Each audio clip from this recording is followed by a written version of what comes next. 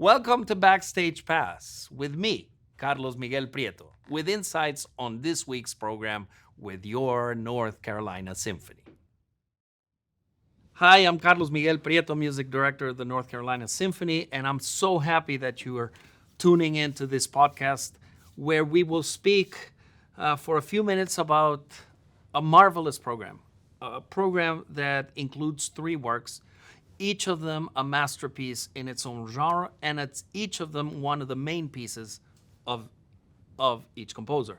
The first piece is Essay Number 2 by Samuel Barber, which is actually one of his masterpieces, a concise 10-minute only symphonic work that has everything.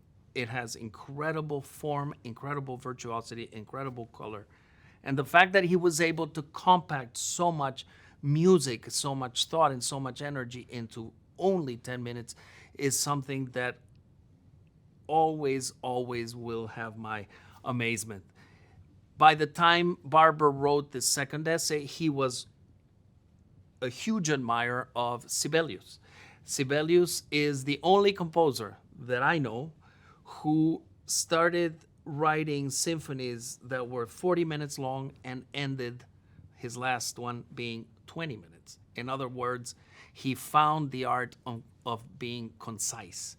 And Barber was a huge admirer, especially of Sibelius' 7th Symphony, which is one of the most compact, concise, and interesting symphonies in the literature. And in many ways, this second essay is an homage to that kind of idiom of great content within a very short period of time. So that's the second essay by Samuel Barber. I just have to also say Samuel Barber was a composer, was one of the few composers that I know who actually knew from a very early age that his calling was to be a composer. When he was a young kid, he told his parents he wanted to study composition. That's not so common. And so he was always very advanced, and many of his great pieces he wrote even while he was in conservatory at Curtis. We actually played a piece which is the overture for School for Scandal, which was actually his thesis. So this second essay is from a more mature Barber, but a great example of a mature idiom, but yet this very American voice with great ability and great concision. The second piece in the program, and that's the piece that I want to speak the most about, is the masterful Clarinet Concerto by Copland. So Copland wrote this piece between 1947 and 1949. Barber finished his essay in 1943. So in many ways, they are contemporary. And I'm joined here by Sam Almaguer, who is the principal clarinet of the North Carolina Symphony.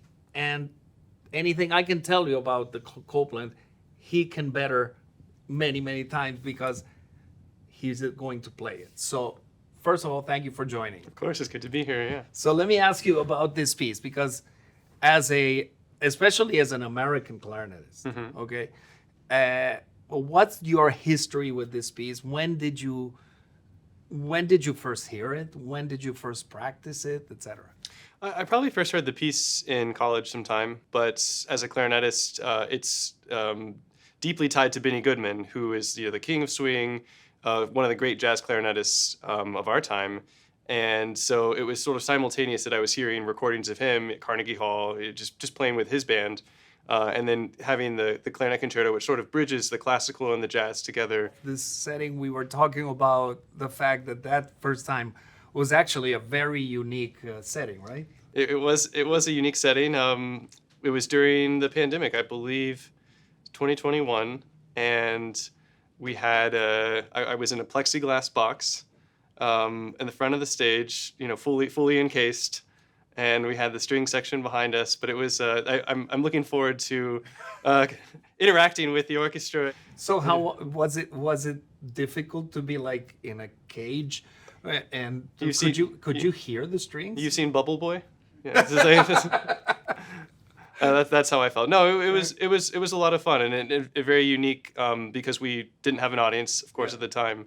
So it was all recorded, and I think it was great that we could share that with our audience. So this online. piece has a very unusual form, right? I mean, normally when we talk about a concerto, like Mozart wrote a fabulous clarinet concerto, it's a three movement piece where the first movement is a fast movement, the second movement may be a slow movement, and the third movement is a fast virtuoso piece. So can you tell us what makes this Copland beat different for you, and what can people latch onto? Sure. It's two movements that are connected in the middle by this cadenza, like just the clarinet alone.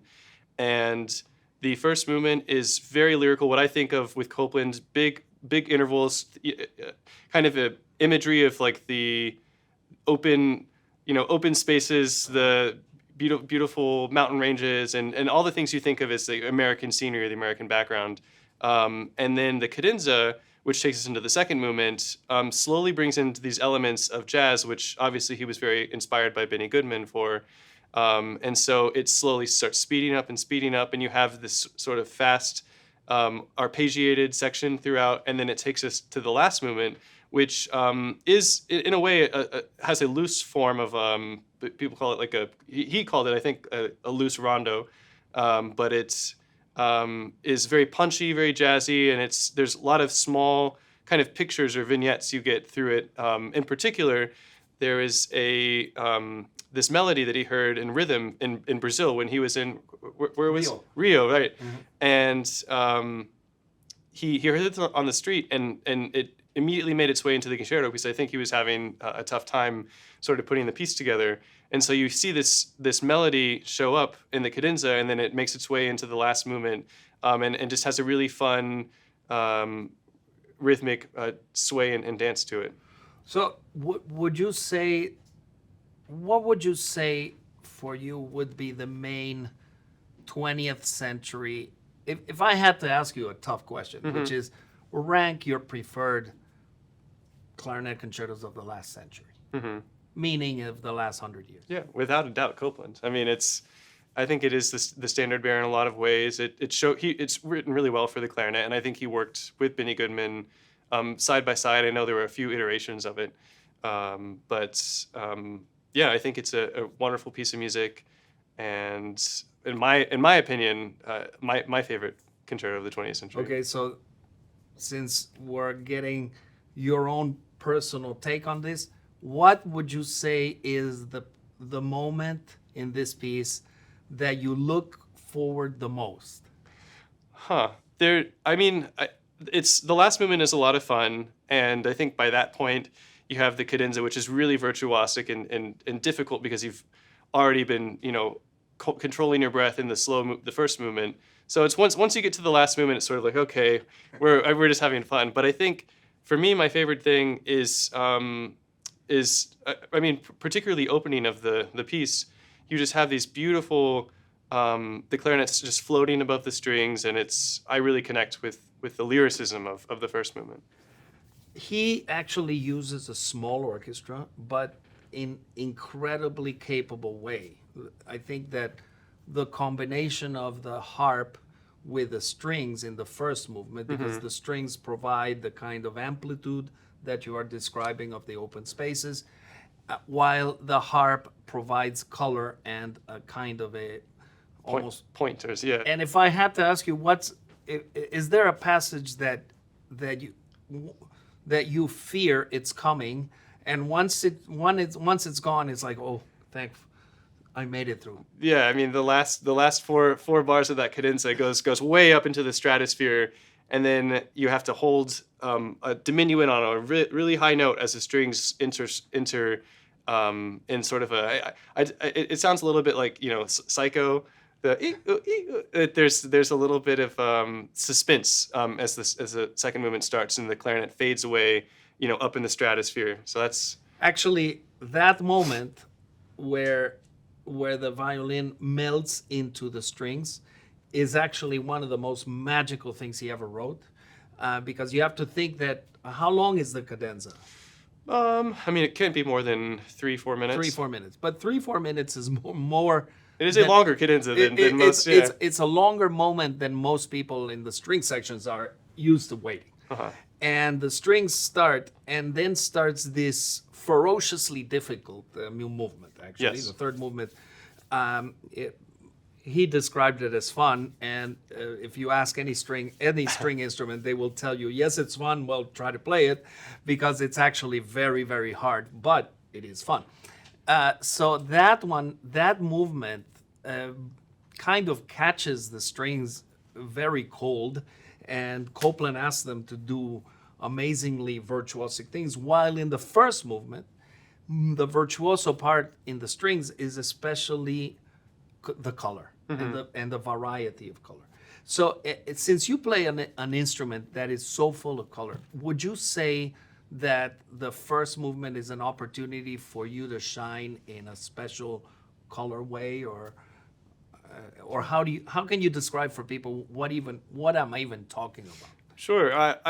I think of it as an opportunity to sing, really connect with my own voice and be as resonant and relaxed, and it's a sort of it can be kind of meditative, I think, for the player, because you have to really pace out your breathing and control your breathing in a way that often with nerves or with adrenaline, that's not an easy thing to do. So I think in a lot of ways for us, it's the most athletic part of the concerto. And this will be a very special chance to shine in a different way, which is in front of the orchestra. Hopefully no plexiglass this time. No, I don't think so. And this program, I can't forget, finishes with one of the great symphonies in the history of the word symphony, which is called the New World Symphony. Now, New World Symphony was written about half a century before the Copland Concerto by Dvořák. And Dvořák was as Czech a composer as you get, but he was also one of the first examples, and that's why this piece is so moving to me, of someone who went from one continent, one very, very rooted tradition of playing, which is the Central European musical tradition, and transported himself into the world of the US, initially New York, spent some time in other places, especially in a very small village in Iowa. But Dvořák embraced this country, the US, with a combination of admiration, gratitude, and almost naivete, which to me is always very, very endearing. So this symphony, the New World Symphony, is a symphony that as much embraces the New World as it also pays homage to his own native land. This combination of the new and the old is a very forward-looking one, and I think, at least for me, it's a very good example of some of the great things that have happened out of this country, which is a country that has been able to attract people like Stravinsky, like Bartók, like Dvořák, and like so many other people who have brought their traditions to this country, enriched this country by bringing these traditions, but also embrace the new language. In the case of the New World Symphony, that is especially music that comes from gospel tradition, but also some Native American tunes. This is a very important piece that we're playing. It's a piece from 1893. And it is also, you can probably attest to this, one of the pieces that connects all of us to our initial years playing in an orchestra. Yes, absolutely, right? yeah. How old were you when you played it first? It's probably 14, 15. It was a very common piece to be played in youth orchestra and kind of gives everybody a big moment to shine.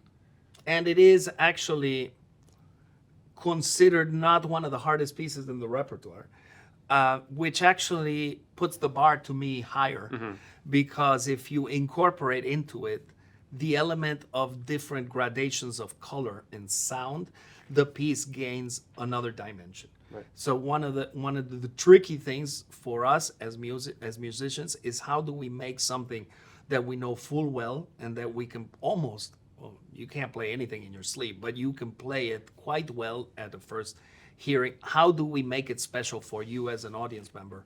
And I'm sure that this will be a fantastic, fantastic set of performances because of the travel between the world of Barber, the world of Copland, and the world of Dvořák. So this was this podcast. I thank you for joining me and to talk about the Copland, and I hope that you will all enjoy this whole program as much as we will.